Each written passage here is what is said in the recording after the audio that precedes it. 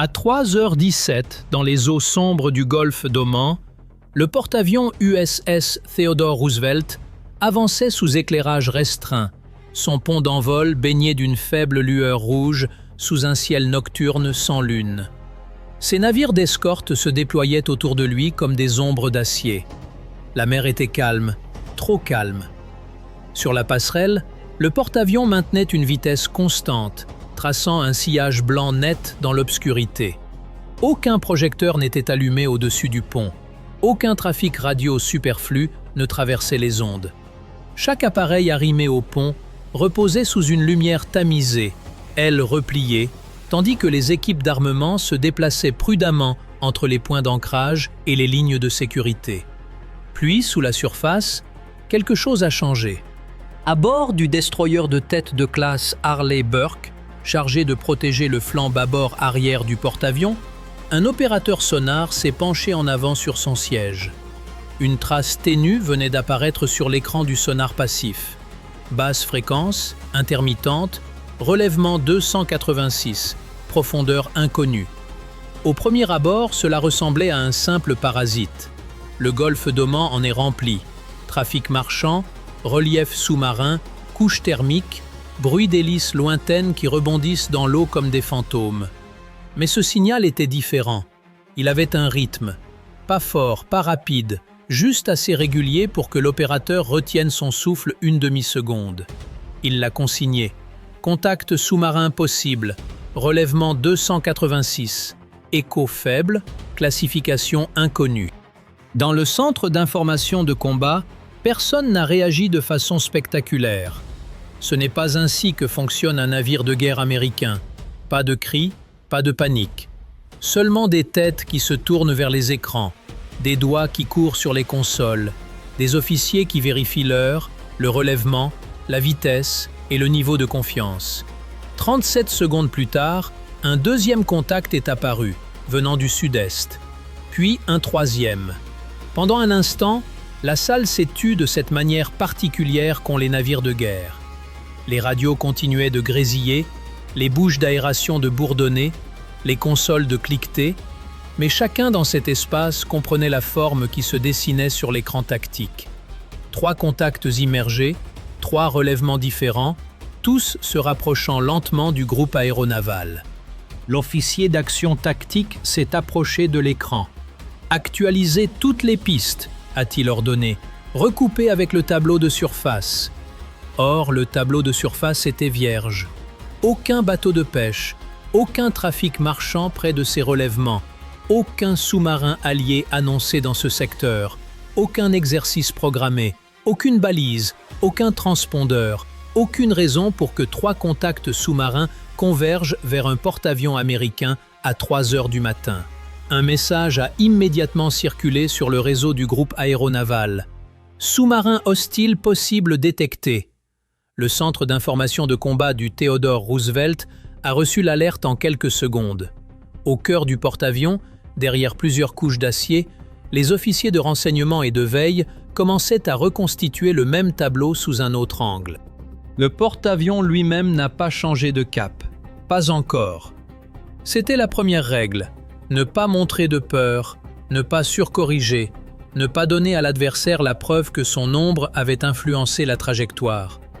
Mais dans toute la formation, le bouclier commençait à se resserrer. Un destroyer a viré de 5 degrés sur tribord. Un autre a ajusté sa vitesse pour couvrir l'arrière du porte-avions. Un croiseur, au centre du dispositif, a activé pleinement ses capteurs. Les émissions électroniques restaient contrôlées, mesurées, délibérées. Le groupe aéronaval ne se réveillait pas, il s'aiguisait. À 3h19, le premier contact a légèrement modifié sa vitesse, à peine un demi-nœud d'augmentation, puis de nouveau stable. Ce petit mouvement en disait plus à l'équipe de veille qu'un sprint spectaculaire n'aurait pu le faire. Une baleine n'ajuste pas sa vitesse en réaction à la formation d'un navire de guerre. Une simple perturbation acoustique ne maintient pas un relèvement constant. Un objet à la dérive ne se comporte pas comme un élément d'un plan. C'était un mouvement contrôlé, humain, militaire. Le commandant de la lutte anti-sous-marine a pris la parole sur le circuit. la voie plate et froide. Passé en condition 1, lutte anti-sous-marine. Sur les navires d'escorte, les marins se sont mis en mouvement avec une précision d'exercice. Les équipes sonars sont passées de la surveillance de routine à l'état de veille active. Les systèmes de défense anti-torpilles ont été vérifiés. Le matériel de leurre a été préparé. Les équipages d'hélicoptères, réveillés, se sont dirigés vers les postes d'appareillage. Sur le porte-avions, les manutentionnaires dégageaient les allées du pont à l'aide de signaux manuels et de baguettes rouges qui se balançaient comme des ombres dans le vent. Aucune annonce n'a averti l'équipage du danger. Il le sentait. La coque massive du porte-avions continuait d'avancer, mais en dessous, l'océan était devenu un champ de bataille invisible.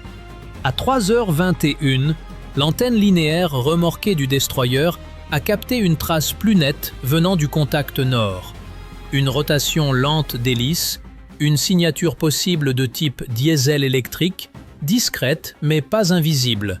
Le genre de contact qui pourrait correspondre à un sous-marin iranien compact, naviguant prudemment sur batterie, tentant de rester sous la couche thermique et dans le bruit ambiant de la mer.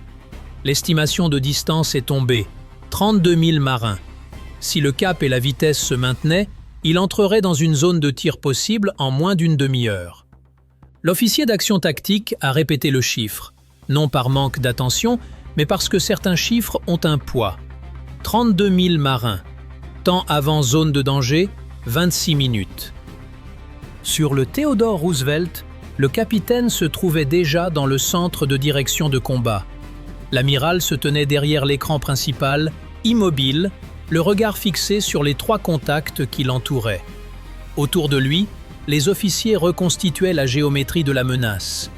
Un sous-marin approchant par bâbord, un autre bifurquant vers l'arrière, un troisième, plus profond, plus lent, se tenant en retrait comme un guetteur, attendant que les 2 autres forcent le porte-avions à virer.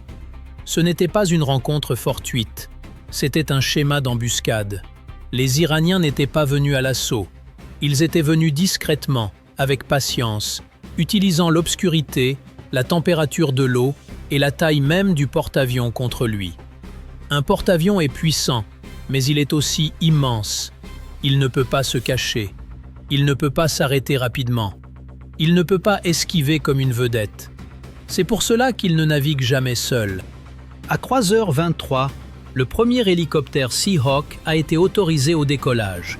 Ses pales ont commencé à tourner sur le pont du destroyer, d'abord lentement, puis de plus en plus vite, découpant l'air nocturne en pulsations dures. L'équipage portait des jumelles de vision nocturne. L'opérateur des capteurs chargeait déjà le premier schéma de recherche sonar.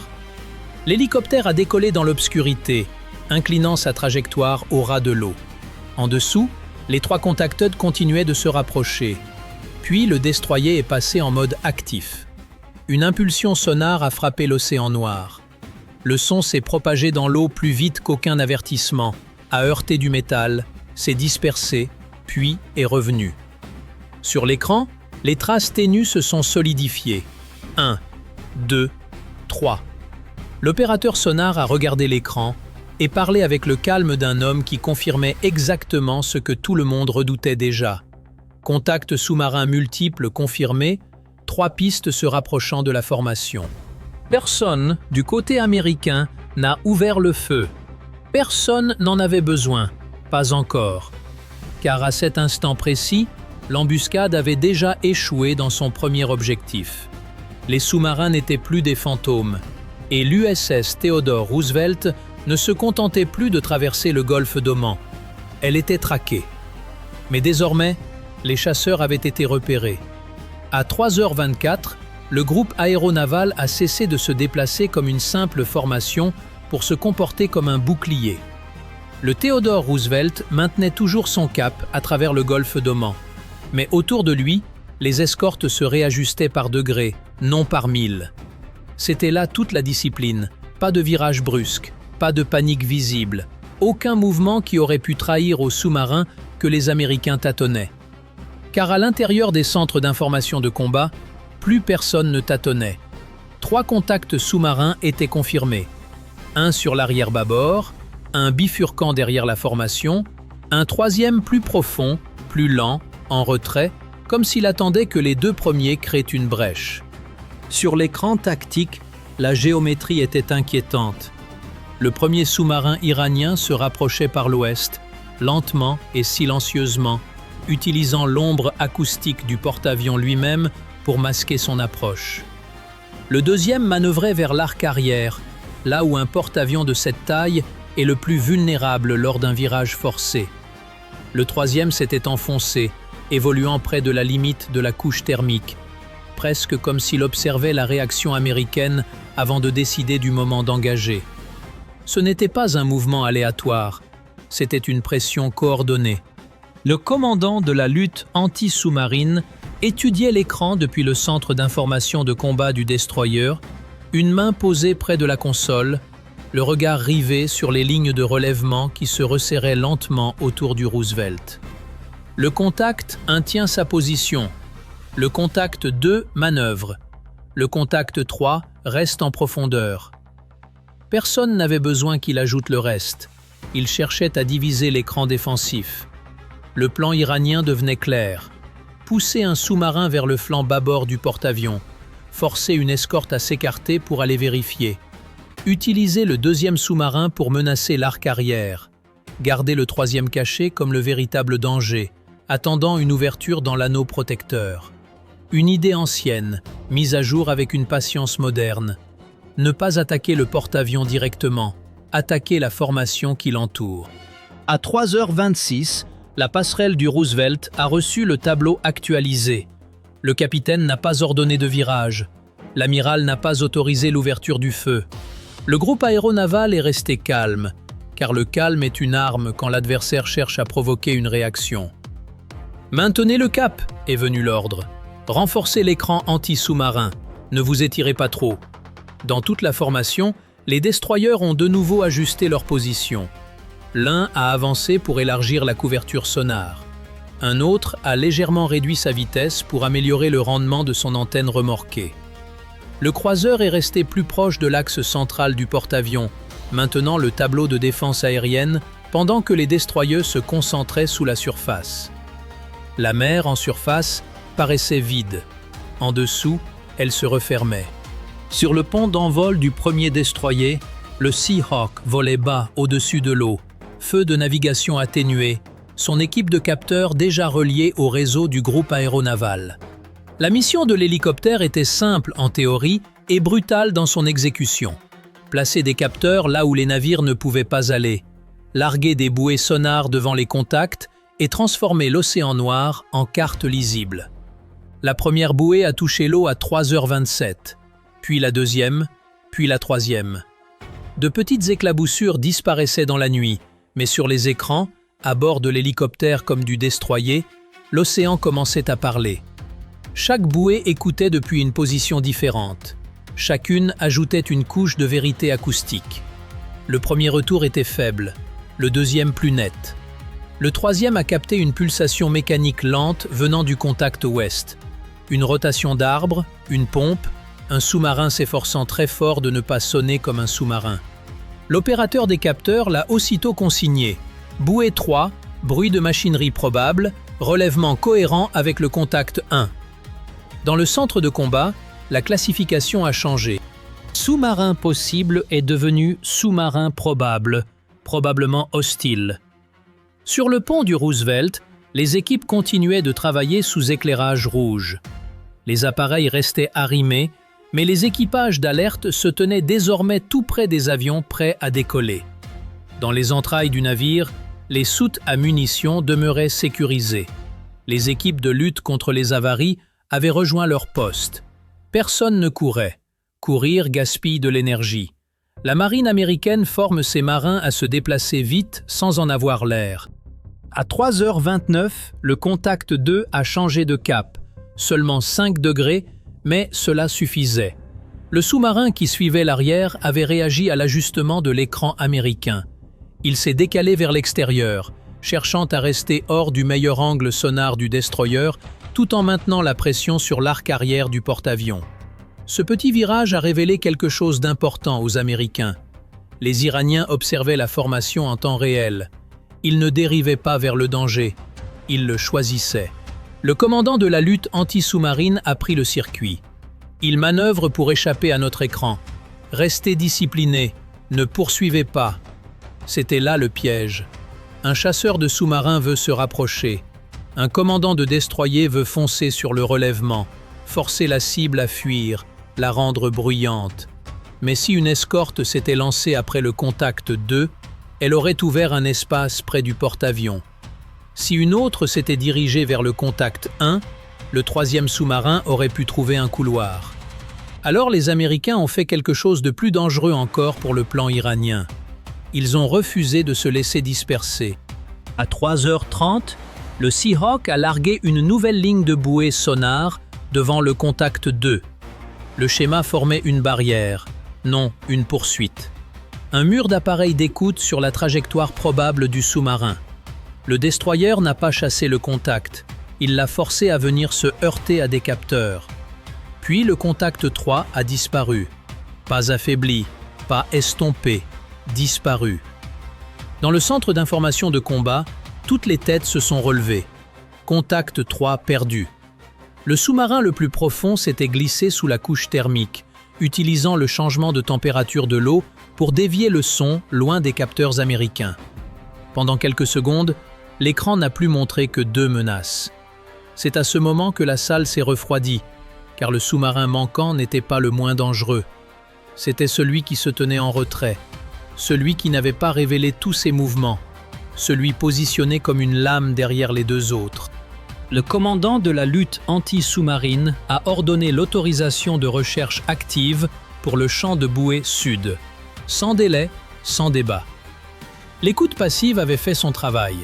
Il fallait maintenant forcer le bâtiment caché à répondre. À 3h31, la première impulsion active a pénétré l'eau. Un ping. Le son a roulé dans l'obscurité, traversé la couche thermique, filé dans le noir vide, puis est revenu vers les récepteurs en attente. Le retour est arrivé fragmenté, mais réel. Le contact 3 était toujours là, plus profond qu'avant, plus proche qu'avant, et désormais orienté vers la trajectoire projetée du Roosevelt.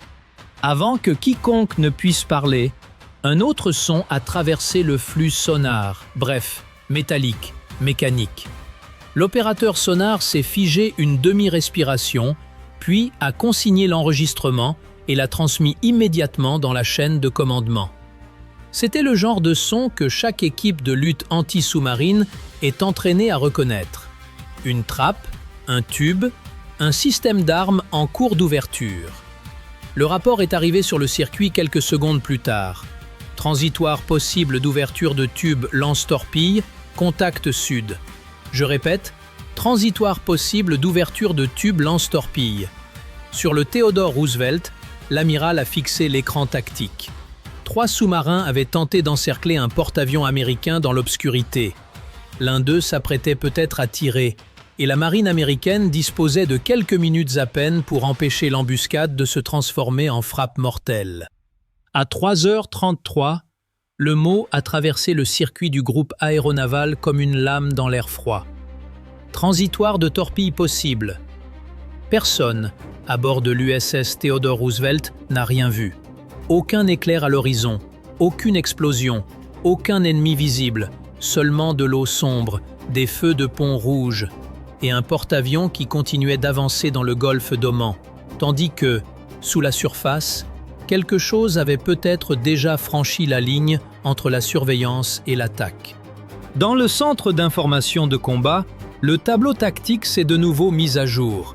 Contact sud, relèvement 168, distance en diminution, préparation d'armes possibles. L'amiral n'a pas haussé la voix. Confirmez la piste, déployez les contre-mesures, faites virer le porte-avions de 5 degrés sur tribord, maintenez la vitesse. L'ordre était chirurgical. Un virage de 5 degrés ne paraît pas spectaculaire de l'extérieur. Sur un navire de la taille du Theodore Roosevelt, il est presque imperceptible. Mais en lutte anti-sous-marine, 5 degrés peuvent tout changer. Cela peut compliquer une solution de tir. Cela peut forcer un sous-marin à tout recalculer. Cela peut transformer un tir facile en un problème insoluble. Sur l'escorte de bâbord, l'équipe de défense anti-torpille du destroyer était déjà en action.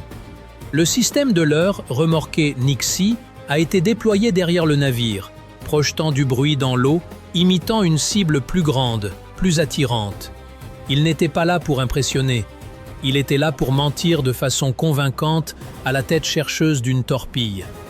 Si quelque chose avait été tiré, le leurre devait être plus bruyant que le porte-avions, plus alléchant que le porte-avions, plus crédible que le porte-avions. À 3h34, le premier Seahawk est descendu plus bas au-dessus de l'eau noire. L'appareil planait juste au-dessus de la crête des vagues, le souffle des pales dessinant des motifs blancs sur la surface. À bord, l'opérateur des capteurs regardait le tracé du contact se resserrer et choisissait le prochain point de largage. Déploiement d'une bouée active. Un petit cylindre est tombé de l'hélicoptère et a frappé l'océan. Quelques secondes plus tard, il s'est activé. Ping! Le son a plongé dans l'eau, heurté la couche thermique, dévié, dispersé, puis est revenu en fragments. Le premier retour n'était que du bruit. Le deuxième, plus net. Le troisième leur a donné quelque chose de réel. Un objet mobile à profondeur moyenne, ni un leurre, ni la vie marine. Un sous-marin. L'équipage du Seahawk a consigné le retour et l'a transmis instantanément par liaison de données. À bord du destroyer, le commandant de la lutte anti-sous-marine a vu le contact sud se préciser à l'écran. La classification a de nouveau évolué. Sous-marin probablement hostile. Le porte-avions a viré de 2 degrés supplémentaires. Toujours pas de panique, toujours aucune arme engagée. Mais le groupe aéronaval avait complètement changé de posture. Le Roosevelt n'était plus seulement protégé par des navires. Il était protégé par une machine à plusieurs niveaux. Des destroyers en surface, des hélicoptères dans les airs, des antennes sonars sous l'eau et un réseau de données invisibles qui les reliait plus vite qu'aucune voix humaine n'aurait pu le faire. Puis l'opérateur sonar a capté un deuxième son, rapide, linéaire, s'éloignant du contact sud. Pendant 2 secondes, tous les hommes de la salle sonar se sont penchés sur l'écoute. Cela aurait pu être un leurre. Cela aurait pu être une arme. La différence comptait plus que tout au monde en cet instant. Objet immergé possible, relèvement changeant, vitesse en augmentation. Le commandant de la lutte anti-sous-marine a tranché. Traitez-le comme une torpille possible. Exécutez le plan d'évasion. Le destroyer le plus proche a viré assez brusquement pour projeter des embruns par-dessus son étrave, coupant l'axe de la menace, se plaçant entre la trajectoire présumée de l'arme et la route projetée du porte-avions. Son propre leurre hurlait derrière lui dans l'eau. Le mouvement était délibéré et dangereux. Un destroyer est conçu pour prendre ce risque. Un porte-avions ne l'est pas. Sur le pont du Roosevelt, les équipes se sont baissées lorsque l'inclinaison du pont a légèrement changé sous leurs bottes. Les chaînes se sont resserrées autour des pneus des avions. Les équipes d'armement, chasubles rouges, se sont figées là où elles se trouvaient jusqu'à ce que le mouvement se stabilise. Sur l'îlot, les officiers de veille suivaient les escortes aux jumelles de nuit et sur les répétiteurs radars. Personne n'avait besoin d'explication. Chacun savait ce qui se passait. Quelque chose, sous la surface, venait de forcer tout le groupe aéronaval à manœuvrer. À 3h36, la trajectoire de la torpille possible a dévié. Le leurre avait fonctionné, ou bien le contact n'avait jamais été une véritable torpille. Cette incertitude ne rassurait personne. La marine ne surdit pas en supposant le meilleur scénario. Elle survit en se préparant au pire et en le déjouant avant qu'il n'arrive. Le Seahawk a immergé son sonar trempé. Le câble filait dans l'obscurité. L'hélicoptère maintenait un vol stationnaire stable, luttant contre le vent, les embruns et les vibrations du rotor, tandis que la tête sonar plongeait sous la surface. Puis est venue l'impulsion active. Ping! Le retour a frappé fort. Le sous-marin sud avait changé de profondeur et viré à l'est, tentant de se glisser sous l'ombre acoustique du sillage du porte-avions. C'était un mouvement intelligent. Trop intelligent pour être ignoré. L'opérateur des capteurs du Seahawk l'a suivi sur 2 pings supplémentaires. Le contact manœuvre, la vitesse augmente, Évasion possible. C'est à ce moment que l'embuscade a commencé à basculer. Jusque-là, les Iraniens avaient choisi les angles. Ils avaient été patients, discrets, coordonnés. Mais maintenant, l'un d'eux réagissait. Et quand un sous-marin réagit, il fait des choix. Quand il fait des choix, il fait du bruit. Quand il fait du bruit, la marine américaine commence à établir une empreinte. À 3h38, un avion de patrouille maritime Poséidon est arrivé haut dans le ciel. Personne en surface ne pouvait le voir dans l'obscurité, mais sa présence a changé toute la traque. L'appareil a commencé à disposer un champ de bouées sonars devant le mouvement iranien, encerclant le sous-marin par le haut, pendant que les destroyers resserraient les côtés. Chaque bouée devenait une nouvelle oreille, chaque retour devenait une nouvelle ligne. Chaque ligne réduisait l'espace disponible dans l'eau. Le deuxième sous-marin iranien a réagi en libérant un leurre. Une signature artificielle, forte et nette, a fleuri au nord-ouest du groupe aéronaval, clairement conçu pour attirer une escorte hors de sa position. Le commandant de la lutte anti-sous-marine n'a pas mordu à l'hameçon. Maintenez l'écran, classifiez et ignorez le leurre. La formation américaine a tenu bon. Cette discipline faisait toute la différence entre survivre à une embuscade et s'y enfoncer davantage. À 3h40, la voix de l'amiral est passée sur le circuit. Autorisation de poursuite active. Les mots étaient calmes, le sens non. À partir de cette seconde, la marine américaine ne se contentait plus de défendre le porte-avions. Elle traquait désormais les sous-marins qui avaient tenté de le pister. Le Seahawk a viré au sud, sonar trempé toujours immergé. Le destroyer a orienté son étrave vers le contact. Le Poséidon a élargi son champ de bouée. Et quelque part sous le golfe d'Oman, un sous-marin iranien entré dans la nuit en prédateur entendait désormais l'océan se remplir de sonars américains. Ping, ping, ping. L'embuscade n'était pas encore terminée, mais les chasseurs n'en avaient plus le contrôle. L'océan qui avait dissimulé les sous-marins iraniens se retournait maintenant contre eux. À 3h41, le golfe d'Oman n'était plus une simple étendue vide sur un écran. C'était devenu une grille. Chaque bouée, chaque hélicoptère, chaque antenne remorquée, chaque écho passif alimentait le même tableau tactique. L'USS Theodore Roosevelt restait au centre de ce dispositif, continuant d'avancer, toujours protégée, refusant toujours d'offrir à Little Embuscade la réaction qu'elle avait été conçue pour provoquer. Au-dessus de l'eau, le premier Seahawk maintenait un vol stationnaire bas au sud du groupe, son sonar trempé suspendu sous les vagues. Le deuxième Seahawk avait déjà décollé du pont d'un destroyer, cabine faiblement éclairée, équipage entièrement absorbé par la traque. Bien plus haut, le Poséidon élargissait le champ de recherche, larguant des bouées selon un schéma formant une boîte autour du contact sud. Sous la surface, le premier sous-marin iranien a commis son erreur. Il a accéléré. Pas beaucoup, juste assez pour que cela compte. Un sous-marin discret survit en restant lent, discipliné, en laissant la mer faire le travail de dissimulation.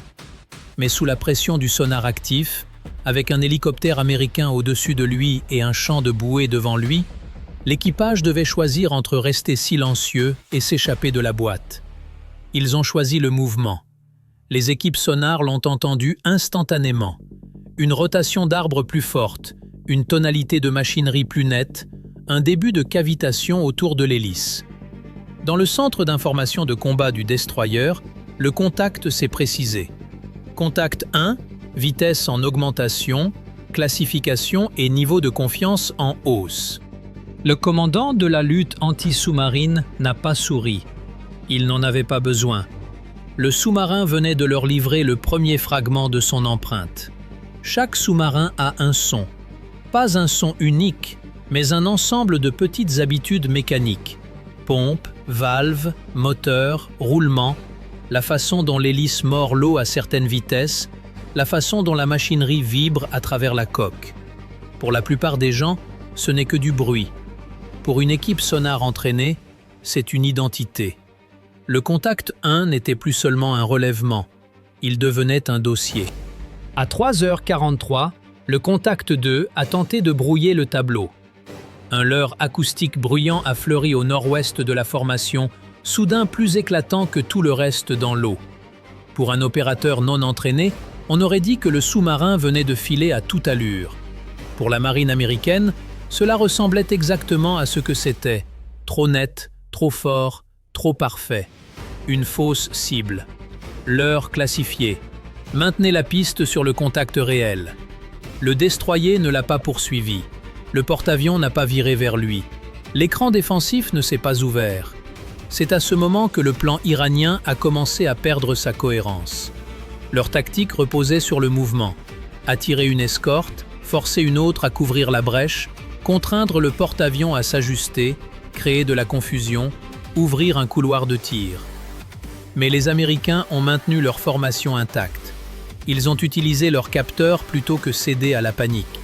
Le deuxième Seahawk a traversé la trajectoire projetée du Roosevelt et a largué une nouvelle ligne de bouée entre le contact 2 et l'arc arrière du porte-avions. Les éclaboussures des bouées étaient minuscules, presque invisibles sous le ciel nocturne, mais l'effet a été immédiat. Le sous-marin disposait désormais de moins d'options silencieuses. Il pouvait plonger plus profond, ralentir ou devenir plus bruyant. Aucun de ces choix n'était bon. À 3h45, le contact 3 est réapparu, le sous-marin le plus profond, celui qui avait disparu sous la couche thermique. Le retour était faible au début, puis s'est renforcé à mesure que le champ de bouée du Poséidon captait des fragments de son mouvement. Il se trouvait plus à l'est que prévu, légèrement en avance sur la trajectoire du porte-avions. Cela confirmait ce que l'équipe anti-sous-marine soupçonnait depuis le début. Le contact 3 ne s'était pas caché pour échapper, il s'était caché pour attendre. Il était positionné comme la dernière pièce de l'embuscade, le sous-marin destiné à exploiter l'ouverture si les escortes étaient attirées ailleurs. Mais aucune ouverture ne s'était produite. L'anneau protecteur du Roosevelt avait tenu, et le bâtiment caché se retrouvait pris en étau, par le dessus, par l'arrière et des deux côtés. C'est alors que le sous-marin américain invisible est entré dans la partie. Il ne s'est pas annoncé, il n'a rien émis, il n'est jamais passé en mode actif pour que tout l'océan l'entende. Quelque part sous la formation, un sous-marin d'attaque américain qui suivait discrètement la scène depuis un moment a commencé à transmettre des données de pistage passif via des canaux sécurisés. Pour les Iraniens, la mer derrière eux paraissait toujours obscure. Pour les Américains, le contact 3 avait soudain une ombre. La mise à jour est apparue sur l'écran du commandant de la lutte anti-sous-marine. Nouvelle corrélation passive, contact 3 confirmé, solution de pistage en amélioration. Cela changeait tout. Le sous-marin iranien croyait être la lame cachée. En réalité, il était observé par derrière par quelque chose de plus silencieux, de plus rapide, et bien plus dangereux que tout ce qu'il avait pu anticiper. À 3h48, le premier signal d'avertissement a pénétré l'eau. Pas une arme, pas une explosion, une impulsion sonare active contrôlée, envoyée par le destroyer, calculée et dirigée, sans ambiguïté possible pour tout équipage sous-marin entraîné. Elle disait exactement une chose au commandant iranien. « Vous avez été repéré. » Le contact 1 a viré le premier. Un lent changement de relèvement vers le sud-ouest. Pas encore une retraite, pas officiellement, mais assez pour que le tableau américain montre une séparation nette d'avec la trajectoire du porte-avions.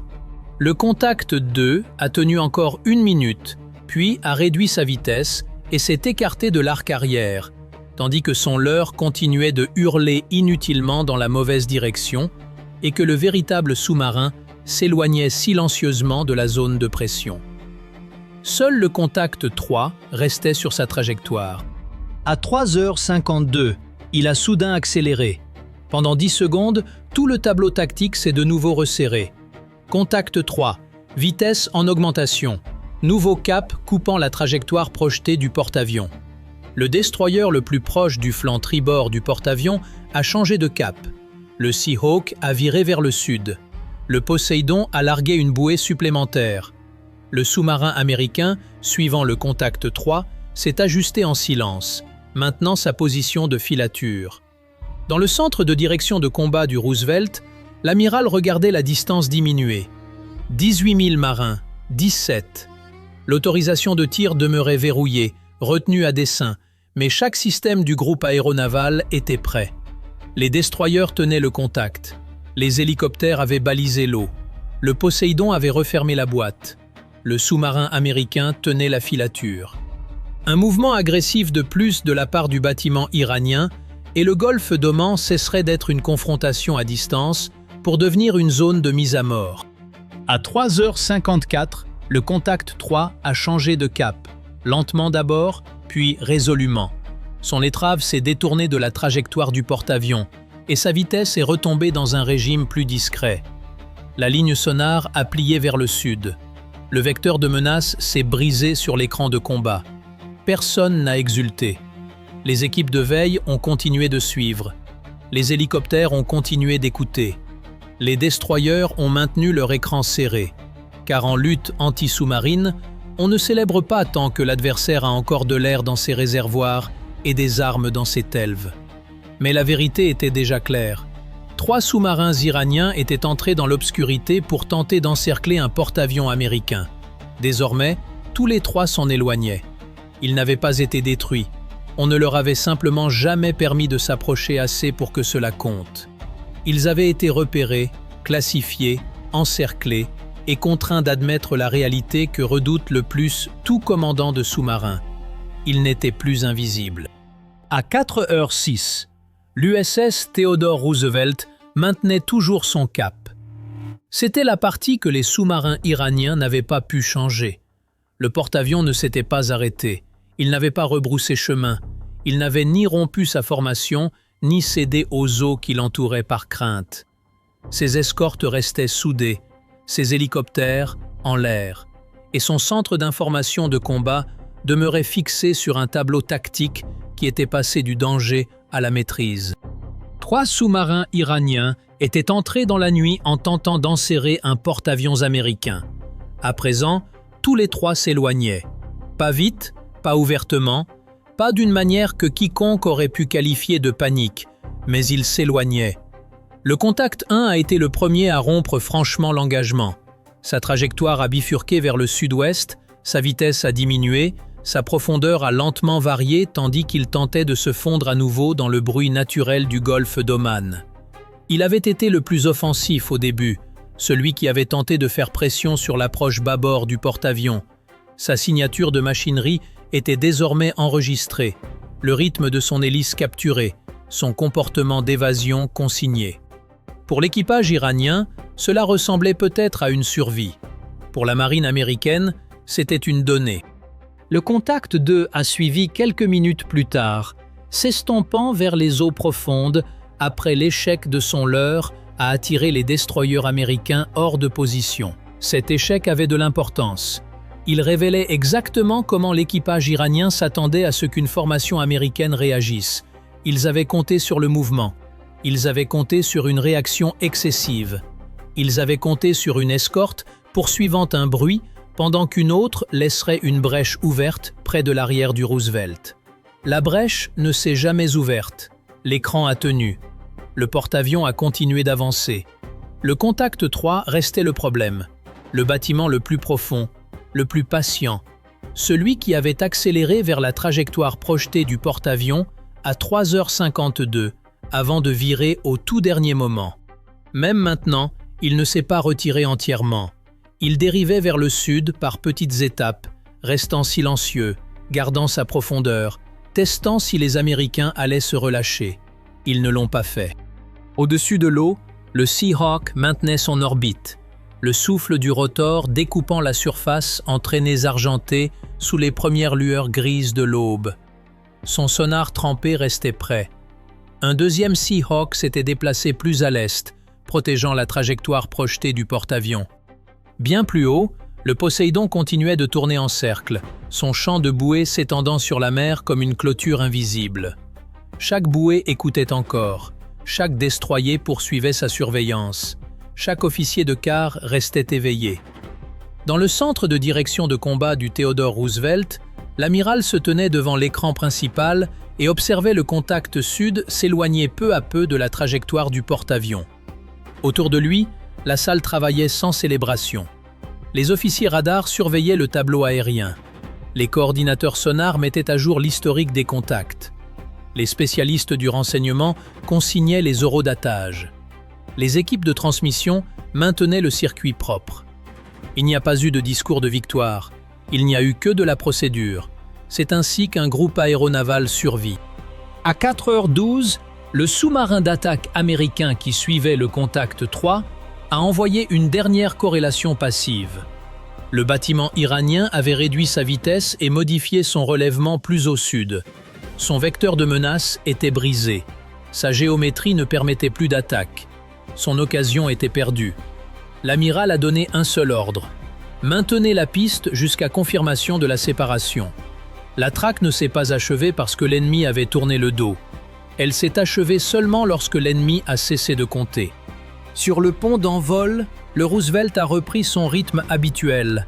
Les directeurs en chasuble jaune ont remis les appareils en position. Les marins ont vérifié les arrimages. Les équipes d'armement ont repris leur travail avec la même précision maîtrisée qu'elles avaient maintenue durant la menace. Un chasseur Super Hornet attendait près de la catapulte, verrière fermée, pilote en attente, réacteur vivant sous les lumières du pont. Le lever du soleil approchait. L'eau noire du golfe d'Oman virait au gris acier. Le sillage du porte-avions s'étirait derrière lui comme une longue cicatrice sur la mer. Vu de loin, cela aurait pu ressembler à un matin ordinaire en mer. Ce n'en était pas un. Pendant près d'une heure, 3 sous-marins avaient tenté de bâtir une zone de mise à mort autour d'un porte-avions américain. Ils avaient exploité l'obscurité, la profondeur, le silence, les couches thermiques, les leurres et la patience. Ils avaient testé la formation sous plusieurs angles, tenté d'attirer des escortes RAW de position et poussé un contact assez près pour forcer l'ensemble du groupe aéronaval en posture anti-sous-marine complète. Et pourtant, le Roosevelt n'avait pas été touché. Aucune torpille n'avait frappé sa coque. Aucune escorte n'avait été arrachée à l'écran. Aucune panique ne s'était propagée dans la formation. Aucun sous-marin iranien n'avait atteint la position dont il avait besoin. C'est là toute la différence entre une menace et un résultat. À 4h20, le premier rapport de synthèse complet a circulé sur le réseau sécurisé. Il listait les relèvements, les changements de vitesse, les estimations de profondeur, les indices probables de classe, le comportement des leurres et l'activité possible des tubes lance-torpilles. Le document paraissait sec, clinique, presque banal. Mais dans ces lignes se trouvait la véritable victoire. Les États-Unis avaient recueilli les empreintes acoustiques des 3 sous-marins. Comment ils se déplaçaient sous pression, comment ils se dissimulaient sous la couche thermique, comment ils déployaient leurs leurres, comment ils s'étaient coordonnés avant que la formation ne se resserre, avec quelle rapidité ils s'étaient retirés après avoir été marqués par le sonar actif. L'Iran avait cherché à obtenir un avantage tactique. Il avait au contraire dévoilé tout son livre de jeu sous-marin. C'est cette part de la guerre navale que la plupart des gens ne voient jamais. Le tir de missile attire l'attention, l'explosion fait la une. Mais c'est la collecte discrète du comportement ennemi qui façonne le combat suivant avant même qu'il ne commence. Chaque sang enregistré ce matin-là serait étudié, catalogué, comparé, archivé. La prochaine fois qu'une signature similaire apparaîtrait sous l'eau, la marine américaine la reconnaîtrait plus vite, peut-être quelques minutes plus tôt, peut-être seulement quelques secondes. Et en de telles circonstances, les secondes décident de tout. À 4h31, le contact 1 s'était éloigné au-delà de la zone de menace immédiate. Le contact 2 s'estompait vers le nord-ouest, sous surveillance passive. Le contact 3 restait suivi, toujours observé, toujours contenu à distance par le sous-marin américain qui ne s'était jamais révélé aux Iraniens. La formation du Roosevelt s'est légèrement détendue, par degrés, non pas relâchée, simplement réajustée. Le porte-avions restait prêt à catapulter ses appareils. Les destroyers demeuraient en posture anti-sous-marine. Les hélicoptères poursuivaient leur cycle de vol. Le Poséidon a maintenu son schéma jusqu'à l'ordre de quitter la zone. Le message était simple et sans équivoque. On peut s'approcher, on peut tester, on peut se cacher sous la surface, mais on ne peut pas présumer que la marine américaine est aveugle. À 4h45, le soleil s'est levé, net, au-dessus de l'horizon. La lumière s'est répandue sur le pont d'envol, effleurant les ailes repliées des Super Hornets, l'acier humide des catapultes et les visages de marins qui venaient de passer 1 heure au cœur d'un combat dont la majeure partie du monde n'entendrait jamais parler. Le Theodore Roosevelt continuait d'avancer. C'était là toute la réponse.